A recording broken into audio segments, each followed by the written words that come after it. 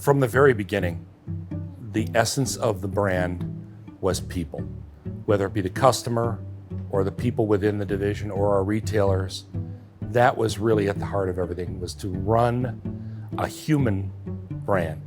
We had an advantage in many ways because we had a differentiated premise for operation and we had a very differentiated vehicle. If you try to be everything to everyone, there's no point. But if you want to be very, very special to a segment of the population and really hit their needs spot on, that's a great brand. We were going to take a very Japanese approach to the luxury aesthetic versus trying to out-German the Germans or out-British the British.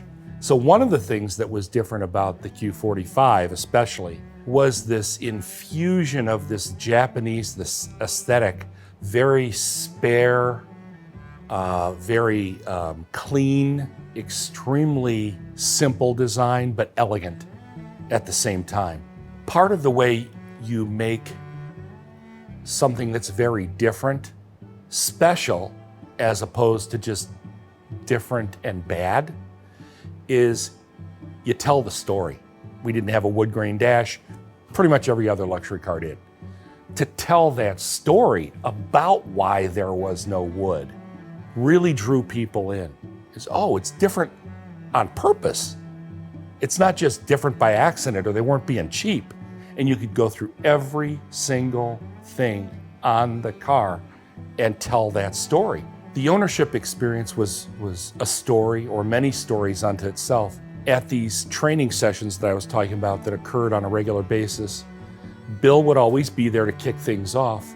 He got a lot of letters from customers. One of the letters that he loved to read was from a customer who purchased a G20, which obviously is later in the brand's life. But this person goes on and on about how they were treated and how wonderful the sales process was and the people at the dealership. And below the signature was P.S. The car is really good too. And that was Bill's favorite letter because that essentially was the payoff for this whole vision and this whole concept that Infiniti was. So the total ownership experience, of course, all of us in those early days had it memorized word for word. It's great product, great environment, retail environment, fabulous buying process, fabulous service process, and a relationship with people you can know and trust. Right out of the box in year one, we tied for first in the J.D. Power Customer Satisfaction Survey. That initial report card, while not the whole story, certainly implied to us that we were on the right track. The people that loved the Q45 really loved the Q45. They got it.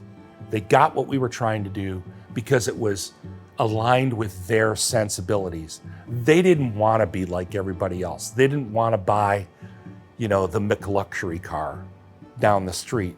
The car is an expression of the person as opposed to you fitting the expression of the car came through with a lot of people and a lot of the feedback we heard.